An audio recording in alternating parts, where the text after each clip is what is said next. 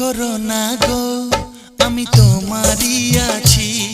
এ জীবন মরণে আমি তোমায় ভালোবাসি।